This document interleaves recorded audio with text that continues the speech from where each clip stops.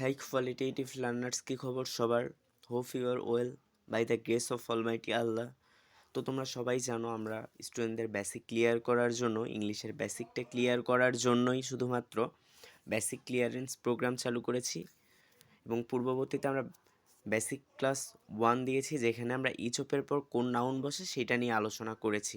আজ আমরা আলোচনা করব ইচ অফ দ্য এর পরে কোন ভার্ব বসে, ইচ অফ দ্য এর পরে কোন ভার্ব বসে। তো চলো শুরুতেই আমরা দুইটা কোশ্চেন দেখি। First question, each of the books dash interesting. Each of the books dash interesting. এখানে অ্যান্সারটা দেওয়াই আছে, দেখতে পাচ্ছ। এখানে অ্যান্সার হবে each of the book is interesting.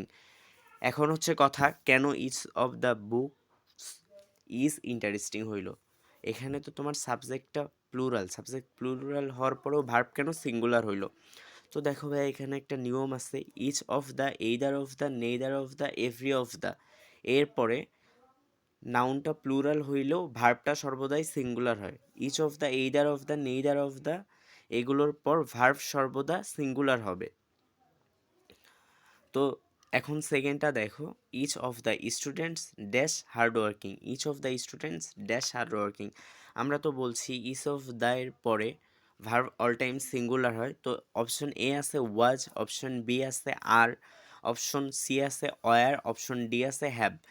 তো এখানে আরটাও প্লুরাল, ওয়ারটাও প্লুরাল, হ্যাভটাও প্লুরাল। তো এখানে অপশন থাকেই শুধুমাত্র অপশন এ ওয়াজটা। তার মানে এখানে অপশন এ ওয়াজ হবে। আর এখানে হচ্ছে ইচ অফ দ্য এর পর বুকস কেন বসছে, ইচ অফ দ্য এর পর স্টুডেন্টস কেন বসছে। যারা তোমরা এই বিষয়টা বুঝতেছো না, তারা চাইলে আমাদের বেসিক ক্লাস 1টা করে আসতে পারো। বেসিক ক্লাস 1-এ আমরা এটা ক্লিয়ার করে দিছি যে ইচ অফ দ্য এর পরে কোন নাউন বসে এবং কেন বুকস বসলো, কেন স্টুডেন্টস বসলো। তো ধন্যবাদ সবাইকে, দেখা হচ্ছে পরবর্তী ক্লাসে ইনশাল্লাহ। ততক্ষণ তোমরা কোয়ালিটেটিভ লার্নিংয়ের সাথেই থাকো।